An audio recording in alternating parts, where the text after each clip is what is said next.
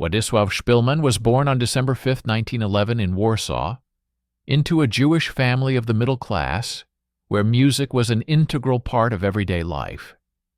His father, Edward Szpilman, worked as a translator and foreign language teacher, while his mother, Estera, managed the household, raising 5 children. The eldest sister, Bella, brothers Henrik and Janusz, Władysław himself is the third, and the youngest sister, Halina, born later. The family lived in a modest apartment on Ulica Obrońców Street in central Warsaw, where the Jewish community, numbering about 350,000 people by the 1920s, formed a vibrant cultural landscape. From an early childhood, Szpilman showed an interest in music. At the age of 6, he began taking piano lessons from a local teacher, Mrs. Flora, who noticed his exceptional ear and ability to improvise. By 8, he was already performing simple Chopin etudes, and his parents, recognizing their son's potential, decided to invest in his education despite financial constraints. Warsaw in those years, the capital of the newly independent Second Polish Republic after World War I, was a center of musical life. Masters like Ignacy Jan Paderewski and Arthur Rubinstein performed here, and young Szpilman often attended concerts at the Philharmonic, absorbing the atmosphere of classical European tradition. In 1919, at the age of 8, Szpilman entered the Warsaw Conservatory, later the Fryderyk Chopin University of Music, where his mentor was Alexander Mikołowski, a student of Franz Liszt, known for his strict methodology and emphasis on emotional expressiveness. Mikołowski required his student to practice 4 to 5 hours daily, focusing on technique. Scales, arpeggios, Kreutzer exercises for finger independence. Szpilman recalled in his memoirs that these lessons were exhausting, but laid the foundation for the future. By 13, he had mastered a repertoire, including Beethoven sonatas and Chopin nocturnes, and began performing at school concerts. The family supported him. His brother Henrik, 2 years older, also studied music on the violin, and they often rehearsed duets at home, accompanied by their father playing the cello. Szpilman's Jewish identity was secular. The family was not strictly Orthodox, but observed holidays, and music often sounded during Shabbat, from traditional klezmer melodies to classics. In 1920, after the family moved to a more spacious apartment in the Bilani district, Szpilman switched to another teacher, Józef Schmidowicz, also a Liszt pupil, who introduced him to the world of chamber music, where the piano interacts with other instruments. This influenced his style. Even then, he experimented with improvisation, blending classics with elements of jazz, which was penetrating Poland from America via radio broadcasts. By 1921, Szpilman, at the age of 10, gave his first public concert in Warsaw, performing Mozart's Piano Concerto with orchestra in the Philharmonic Hall. The hall was half full, about 500 spectators, but a review in the Kurier Warszawski newspaper noted the remarkable maturity of interpretation of the young pianist. This performance opened doors. He began accompanying local violinists in synagogues and cultural clubs of the Jewish community, where music served as a bridge between tradition and modernity. In those years, Poland was experiencing a cultural boom.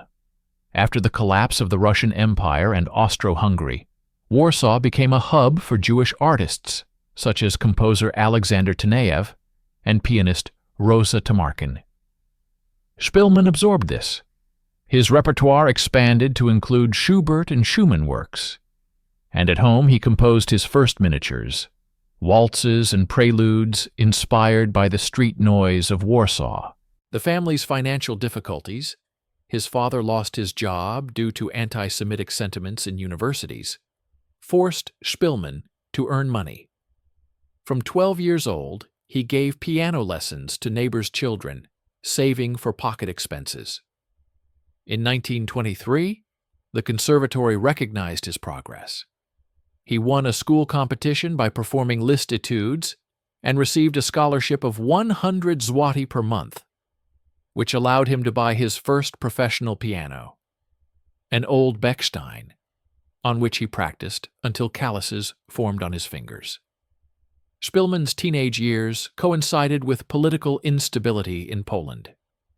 In 1920, the Polish-Soviet War brought a wave of anti-Semitism, and Warsaw's Jewish quarters experienced pogroms that claimed about 100 lives. The Szpilman family avoided violence, but his father warned his sons of growing hostility, advising them to focus on music as a path to independence. At the conservatory, Szpilman befriended future stars, violinist Bronisław Gimpel and pianist Janek Jaehr, with whom they formed an impromptu trio, rehearsing in Saxon Garden Park. By 15, his technique reached a level allowing him to perform complex cycles. In 1926, he played all of Chopin's etudes opus 10 and 25 in one concert, a rarity even for professionals. Reviews praised the purity of tone and emotional depth, attracting impresarios. Szpilman began touring small Polish towns, Łódź, Kraków, Poznań, where his concerts drew 200 to 300 spectators, mostly Jewish audiences seeking solace in music amid the economic crisis. At this time, he began composing. His first published piece, Little Waltz for piano, came out in 1927 in a print run of 500 copies, played in Warsaw salons. The family was proud. His mother sewed concert costumes for him, and brother Henrik joined performances as a violinist, performing Brahms sonatas. In 1929, at the age of 17, Szpilman graduated from the conservatory with honors, receiving a diploma with teaching rights, and decided to continue his education abroad. The choice fell on Berlin, the capital of Weimar Republic's European musical life, where the modernist scene was boiling, premieres of Stravinsky, Hindemith concerts, and jazz clubs on Kurfürstendamm. With a scholarship from a Jewish fund of 2,000 zloty, Szpilman left in October, settling in a cheap room in the Academy of Arts student dormitory.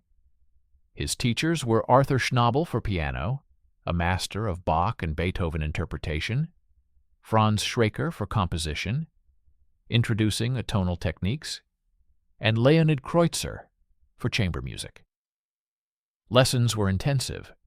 Schnabel held individual sessions for 3 hours, dissecting every phrase of a sonata, demanding to breathe with the music. Szpilman lived modestly, breakfast of bread and coffee, side jobs as an accompanist in opera studios for 10 Reichsmarks per evening. But Berlin inspired. He attended concerts at the Berlin Philharmonic, hearing Arthur Nikisch, and experimented with jazz in clubs where Sidney Bechet and Adolph Cox played. In 1931, he composed his first significant work, a piano suite, Life of Machines, 7 parts describing the industrial world. From steam engine with rhythmic arpeggios to telephone with dissonant clusters, inspired by futurism. The suite was performed at a student concert and received a positive review in Berliner Tageblatt. Szpilman's Berlin years were a time of creative flourishing, but also first clashes with anti-Semitism. In 1932, he wrote a violin concerto with orchestra, dedicated to his brother Henrik, whose premiere in Berlin with Gimpel as soloist drew 300 spectators and was recorded on gramophone records in a print run of 1,000 copies. Szpilman moonlighted in cabarets, accompanying singers like Marlene Dietrich in early roles, and composed songs for vaudeville, light foxtrots and tangos that sounded in clubs. However, the rise of Nazism overshadowed everything.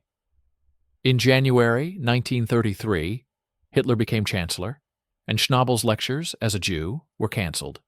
Student sadists organized raids on non-Aryans. Szpilman saw friends emigrate, Kurt Weill to Paris, and felt the threat himself.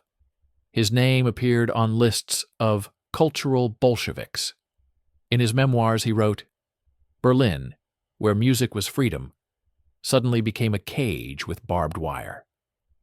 In April 1933, after the boycott of Jewish shops, Szpilman decided to return to Warsaw, where anti-Semitism was sharper but less organized. He brought scores and experience. Berlin modernism influenced his style, adding dissonances to the classical bass. Returning to Warsaw in May 1933, Szpilman quickly restored connections. He resumed lessons at the conservatory as Mikołowski's assistant and began performing as a soloist. In July, he gave a concert in the Polish Radio Hall, performing his Life of Machines suite, which caught the management's attention. On April 5, 1935, he was hired as a staff pianist, with a salary of 200 zloty per month. This was a breakthrough.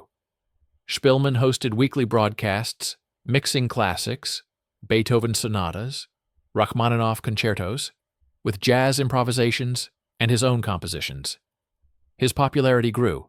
By 1936, he toured Europe with Gimpel, performing in Berlin, parallel to the Nazi regime, Vienna and London, where his Waltz in the Old Style, 1937, became a hit, with sheet music print, run of 2,000 copies. Szpilman composed for film, music for Dawn, Day and Night in Palestine, 1934, Was, 1938, and Dr. Murek, 1939, where his orchestrations added dramatic color. The family thrived. Sister Regina sang in his songs, Helena studied as a pianist, and Henrik became a professional violinist.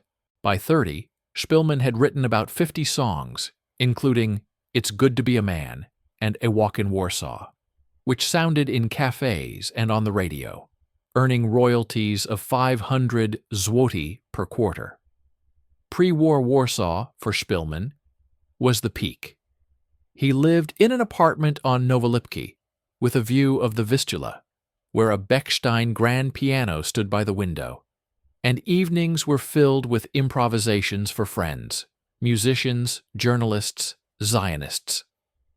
In 1938, he organized a series of chamber concerts at the Jewish Cultural Center, performing Bach with a quartet, and this became a platform for his orchestral works. Concertino for Piano and Orchestra, 1940, written in advance, was conceived as a bridge between classics and popular music. Anti-Semitism was rising. In Poland, where Jews made up 10% of the population, 3 million people, quotas were introduced in universities, boycotts of shops, and Szpilman lost contracts with Christian publishers. But the radio remained a refuge. His broadcasts were listened to by millions. And on September 23, 1939, during the German bombardment, he played Chopin's Nocturne in C-sharp minor live when the studio exploded, the last note of pre-war Poland. The Wehrmacht invasion on September 1st killed 20,000 people in Warsaw. Szpilman and his family sheltered in the basement, enduring shelling for 3 weeks until the city fell on September 19th. The occupation brought decrees, yellow stars, curfew, property confiscations. Szpilman lost the radio, but continued playing in underground salons for food. On October 31, 1940, the Nazis fenced off the Warsaw ghetto with a 3-meter wall topped with barbed wire, covering an area of 3.5 square kilometers, into which they herded 400,000 Jews. The Szpilmans stayed inside. Their home on Siena Street was within the perimeter. Population density reached 9 people per room. Typhus and hunger became epidemics.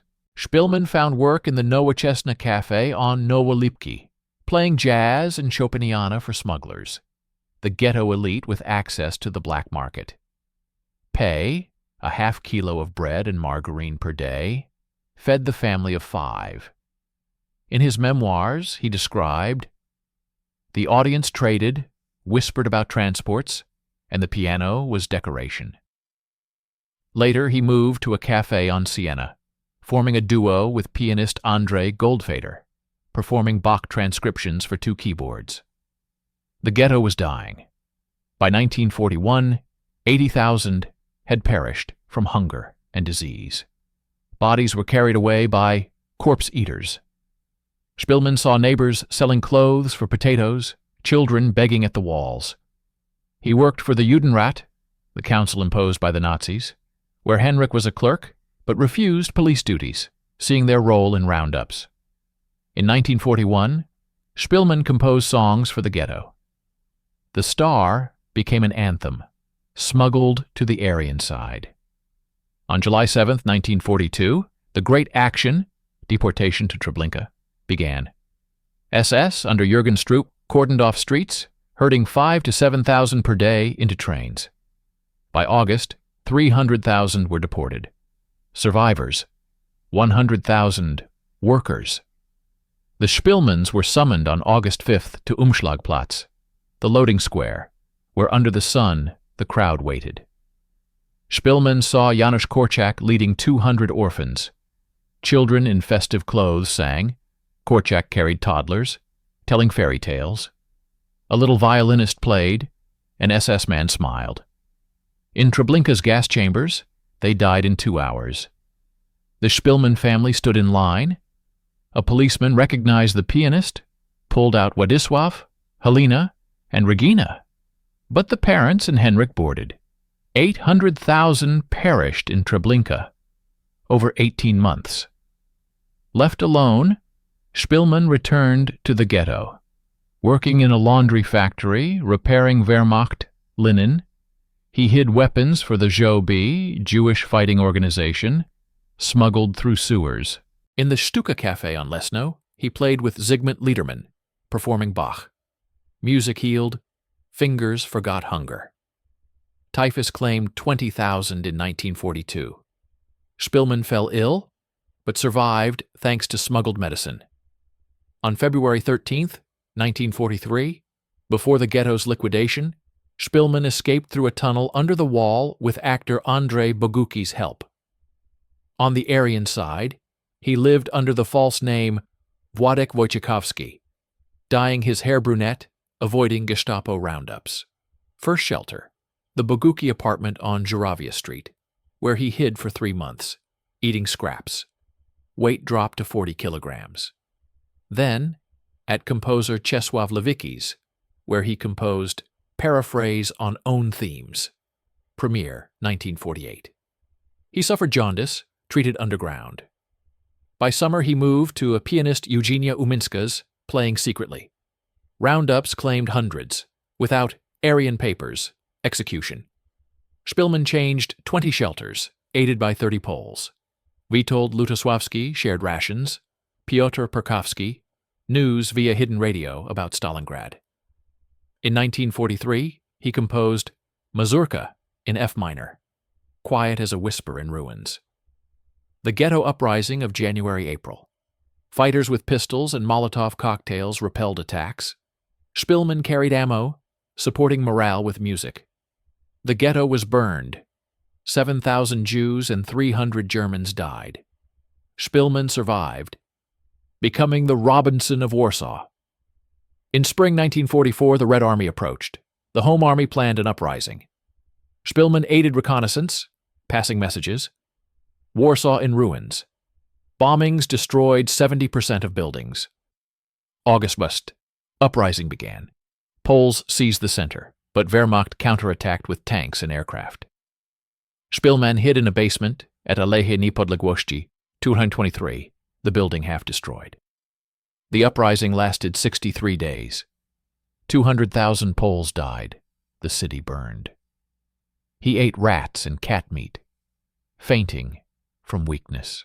In October, Warsaw became a dead city, 90% destroyed, Population: 1,000 survivors. Szpilman moved to an abandoned third-floor apartment, found a miraculously intact Bechstein grand piano. He played softly to avoid looters. Chopin, Bach, echoes in emptiness. Hunger brought hallucinations. He saw his family in the notes. In November, during a patrol, he was found by Wilhelm Hosenfeld, a Wehrmacht captain, born on May 2, 1895, in a Catholic teacher's family. Hosenfeld, disillusioned with Nazism, wrote in his diary, "Hitler is the Antichrist, the war a crime." On November 25, 1944, Hosenfeld heard music in the ruins. Entered, saw emaciated Szpilman in rags. "Are you a musician?" he asked. Szpilman nodded. The captain led him to the piano. "Play." Szpilman performed Chopin's Ballade in G minor, fingers trembling, but the sound filled the room. Hosenfeld, impressed, gave bread, canned goods, a coat. "Stay here, I'll return." He commanded a sports school, secretly aiding Poles and Jews, issuing papers to Leon Warm, saving from roundups. He returned 3 times, brought food, clothes, talked about music, Schiller. In his diary, Hosenfeld wrote, "Szpilman, a talent saved from war's madness. Jews are people like us. Last visit before retreat, canned goods, coat, words. Soon I'll hear you on the radio." Szpilman didn't know his savior's name. Hosenfeld saved dozens. In January 1945, during the Vistula-Oder offensive, he was captured, died on August 13, 1952, in a camp near Moscow, from wounds. Szpilman emerged in Hosenfeld's coat, nearly shot by Soviets as a German. In January 1945, the Red Army entered Warsaw. Szpilman, weighing 30 kilograms, was evacuated to a survivors' camp. In March, he returned to Polish radio, performing that Chopin nocturne, a symbol of rebirth.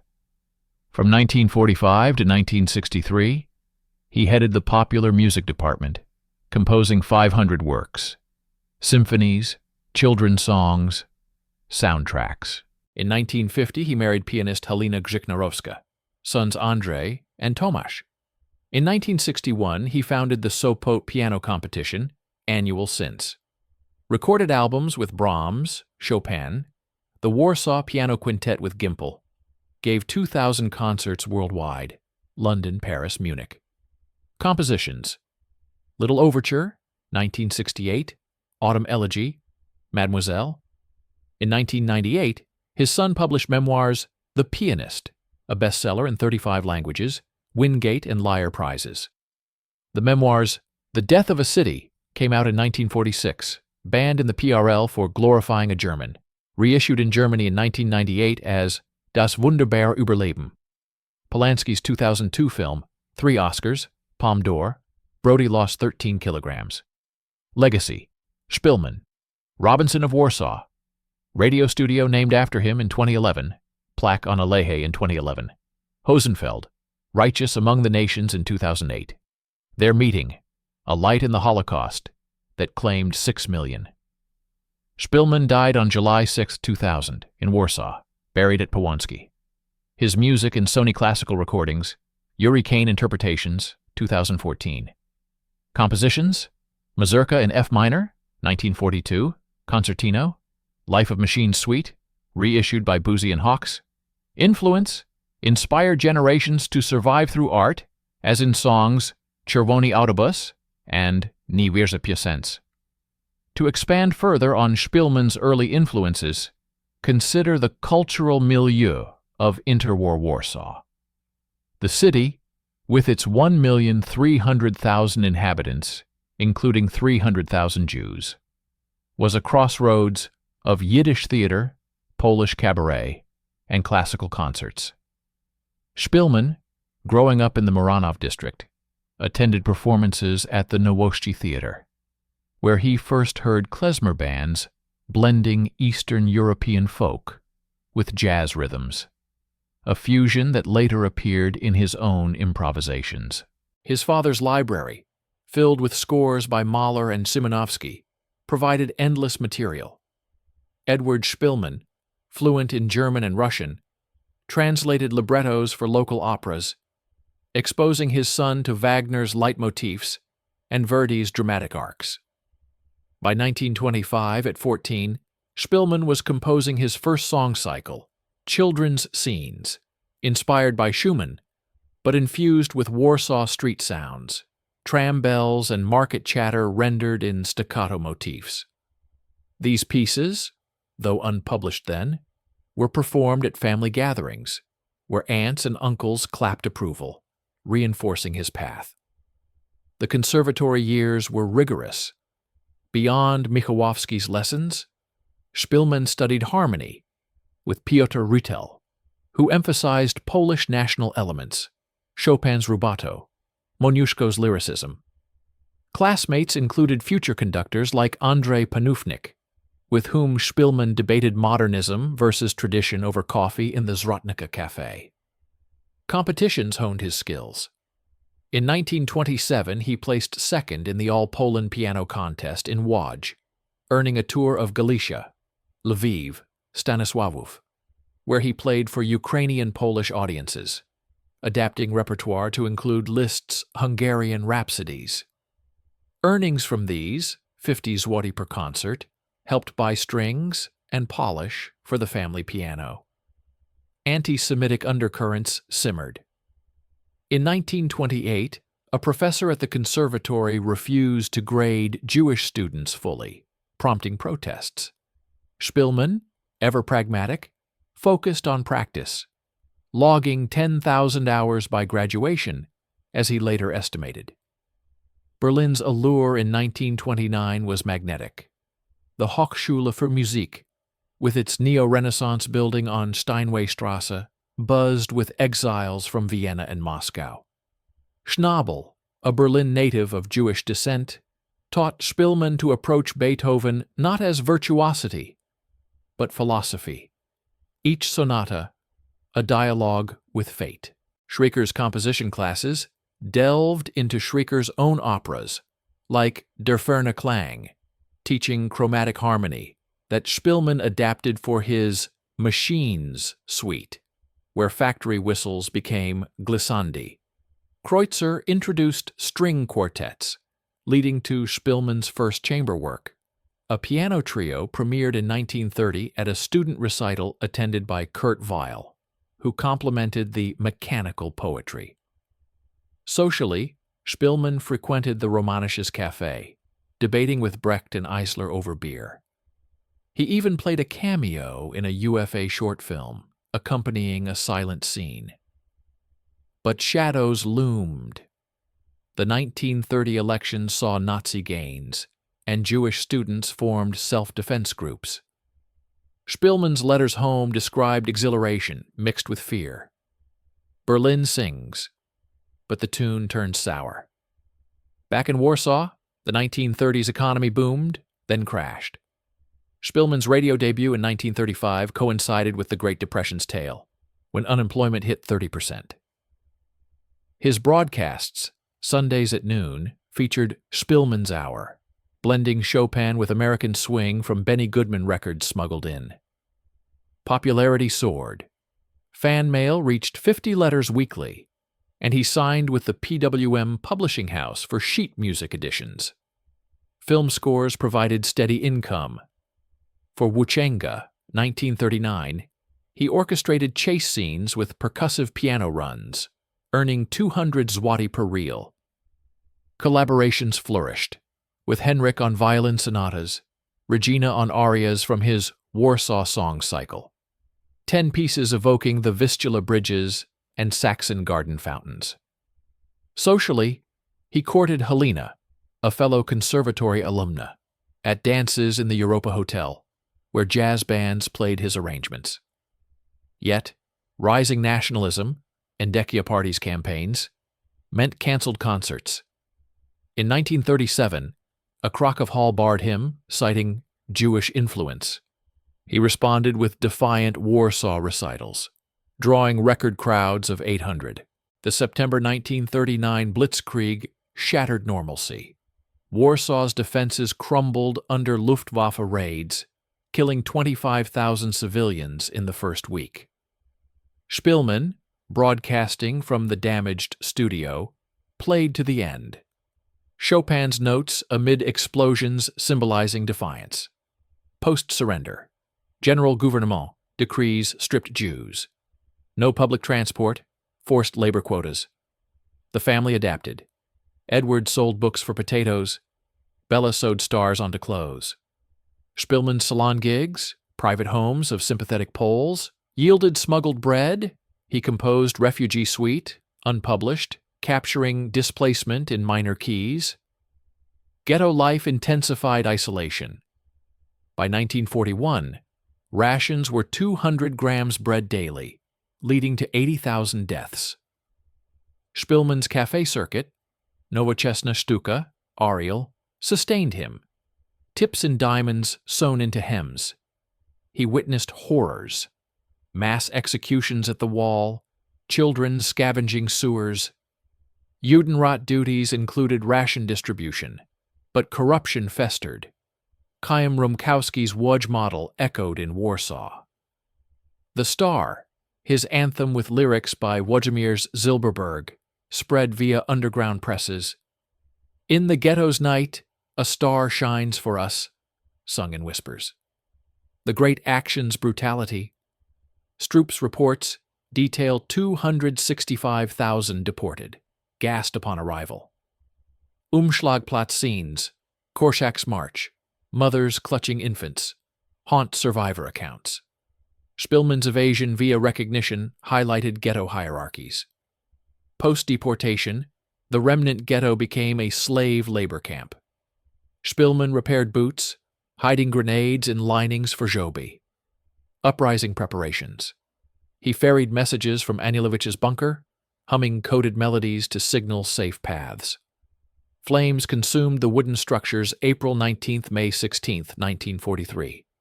Szpilman's escape through Mila 18 tunnel, dug by hand 40 meters long, led to Aryan chaos. Aryan-side survival was a gauntlet. False papers cost 500 zloty, forged by Władysław Szpilman. Shelters rotated. Bogucki's flat, 3 months, typhus scare. Then Lewicki's attic, composition amid air raids. Uminska's provided sheet music for morale. Lutosławski shared scores of his symphonies.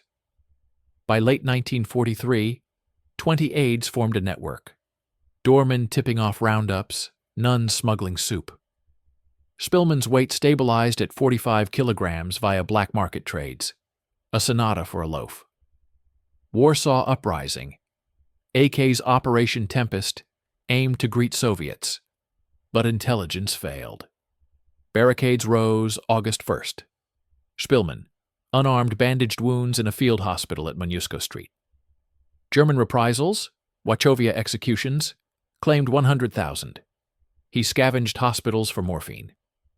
Fall capitulation. October 2nd left Ghost City, patrols shot looters, civilians mined for scrap. Szpilman's ruin hideout, former school, walls pocked by shells, offered solitude. The Bechstein, dust-covered, yielded faint tones after tuning with a shard. Hosenfeld's intervention, his unit, 237th Security Division, mopped up remnants. Diary entries, preserved in Yad Vashem, reveal conscience. Post-Wannsee, he aided Jews quietly, viewing Szpilman as everyman artist. Provisions, black bread, jam tins, sustained for weeks. Conversations spanned Goethe to Gould recordings Hosenfeld imagined. Retreat, January 17th, 1945, amid Soviet artillery.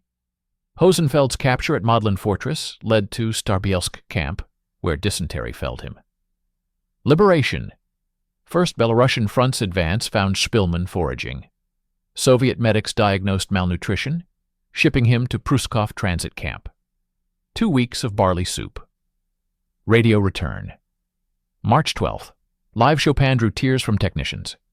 PRL era. Under Gomułka, Szpilman rebuilt.